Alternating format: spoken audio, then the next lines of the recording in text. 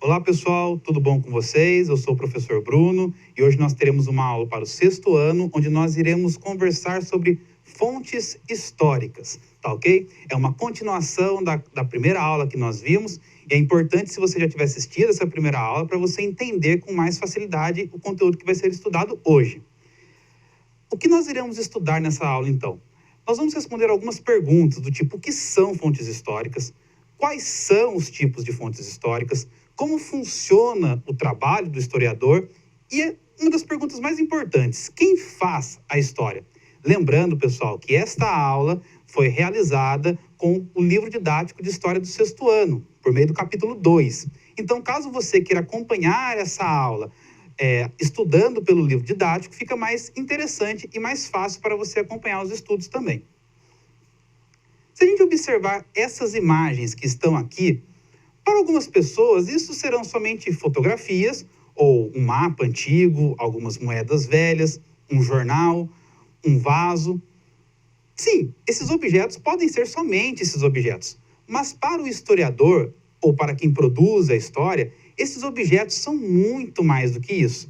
Esses objetos são as chamadas fontes históricas.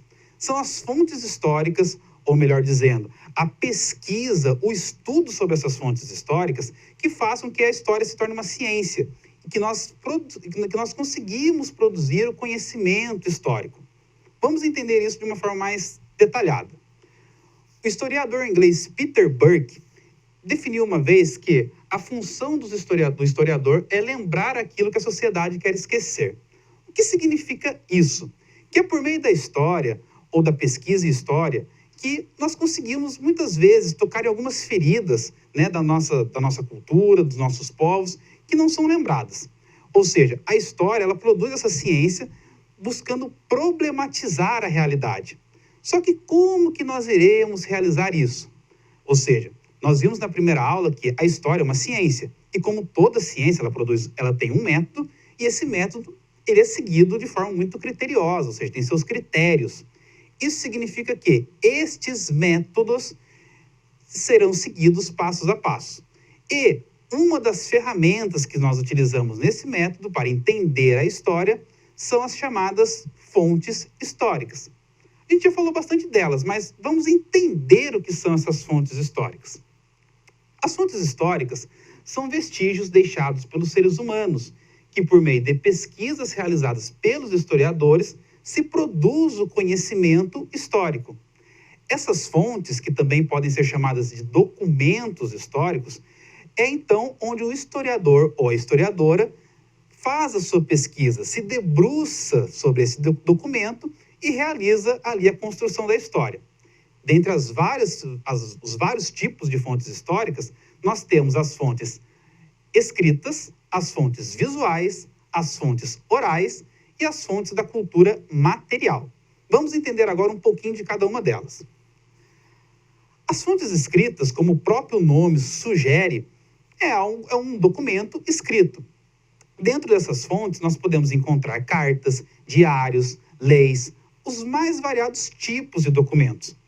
É interessante que esses documentos escritos são de diferentes épocas, e cada historiador, então, dependendo do que vai estudar, se analisa essa fonte. Uma fonte escrita pode ser, então, por exemplo, um texto, né, escrito há 200, 300 anos atrás, ou até mesmo um jornal, certo? O historiador é que vai decidir qual o tipo de fonte que irá analisar e como ele irá analisar essas fontes. Além das fontes escritas, nós temos as fontes visuais, ou seja, como o próprio nome sugere, aquela que nós enxergamos. Aqui nesse slide nós percebemos duas pinturas, de momentos diferentes. Por meio dessas pinturas, o historiador, então, ele analisa o que aquela pintura, talvez o que o artista que realizou aquela pintura, quis significar com aquilo. Lógico que o historiador, ele não vai analisar uma única pintura, ou seja, ele não vai analisar uma única fonte, mas são várias fontes. Além de pinturas como essa, as fontes visuais podem ser fotografias. Ou seja, retomando, fontes visuais são aquelas onde nós conseguimos visualizar o que está ali, diferente das fontes escritas, que é onde nós lemos o que foi escrito. Além das fontes escritas e visuais, nós temos as fontes orais. O que significa isso? Durante muito tempo, se pensou que a história fosse somente a história escrita, ou seja, desconsiderava qualquer outro tipo de fonte. Os historiadores mais antigos, que consideravam somente importante as fontes escritas, desconsideravam, então, os povos que não tinham conhecimento da escrita. Só que pense bem, até mesmo os povos que não tinham domínio de escrita, como os indígenas, povos nativos, alguns povos da África, por exemplo, ou de outros lugares do mundo, têm a sua história. Essa história, muitas vezes, era passada de geração em geração. Isso significa que essa forma de se contar a história é o que nós chamamos de fontes orais, ou seja, quando essa história vai sendo passada de geração em geração. As fontes orais, elas não são somente também essa transmissão, mas pode ser uma entrevista também. Por exemplo, um historiador ou uma historiadora que vai estudar sobre a Segunda Guerra Mundial, ele pode entrevistar um ex-combatente, uma pessoa que lutou na Segunda Guerra Mundial. Essa pessoa vai dar os relatos e o historiador vai analisar esses relatos, como a gente observa nessas duas imagens, onde são fotos dos historiadores realizando a sua entrevista. Além das fontes orais, nós vamos ter então as fontes da cultura material, que são aqueles objetos que pertencem a um grupo ou a um determinado povo. Esses objetos, como nós estamos vendo aqui, pode ser desde um brinquedo, um vestido, um ferro de passar roupa. O historiador vai analisar, vai pesquisar sobre esses objetos e vai então estudar a história desses objetos. É importante ressaltar, pessoal, que a fonte, a cultura material, também pode ser um patrimônio histórico, ou seja, um prédio. É interessante entender que estes objetos, eles têm que ter uma importância, uma relevância para a sociedade, para aquele grupo a qual esse objeto pertenceu. Mas, quando o historiador analisa, estuda esses objetos, ele está, então, realizando a sua pesquisa histórica. Nós conhecemos, então, até agora, as principais 4 tipos de fontes históricas. É importante, pessoal, ressaltar que a fonte histórica, ela não fala por si só. O que significa isso? Durante muito tempo se pensou que os documentos, que a fonte histórica, era resultado da história e pronto. Hoje se entende que não. O historiador, ele faz uma pesquisa, ele analisa, ele estuda aquele documento histórico. O que isso quer dizer? Que para realizar a pesquisa histórica, vários documentos são pesquisados. E o que está escrito naquele documento, ou naquela fonte, seja ela escrita, visual, oral ou da cultura material, não é a verdade absoluta. O historiador realiza uma interpretação desse fato. Pode ser que, pelo mesmo fato histórico, por exemplo, a ditadura militar no Brasil, 2, 3, 4 historiadores vão ter uma interpretação diferente de um fato histórico, cada um analisando as suas documentações. Isso significa que, dentro da ciência histórica, existe a verdade, mas essa verdade, ela não é absoluta. Ela vai variando conforme as fontes vão sendo utilizadas e conforme a pesquisa vai mudando também.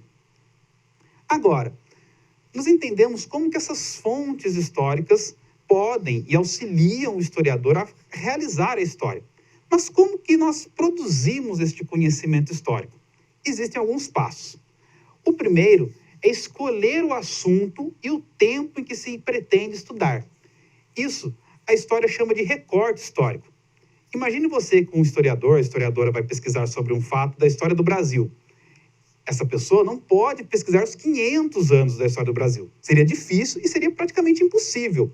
Ou seja, ele precisa fazer um recorte histórico, que é delimitar o tema que essa pessoa vai estudar.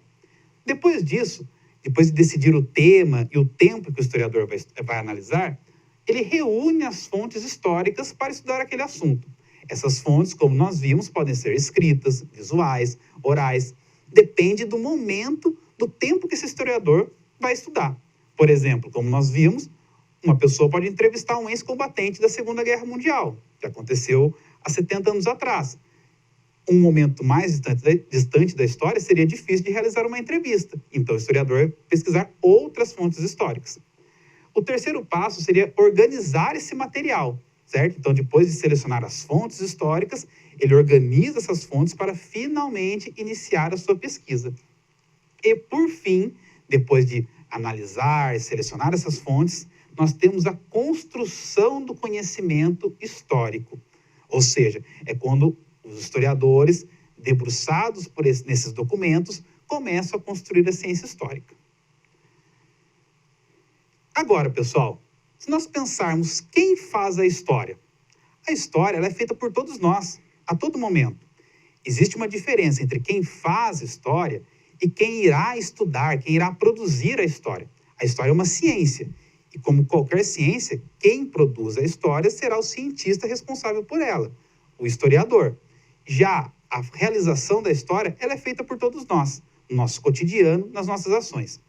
Deixo para vocês duas reflexões.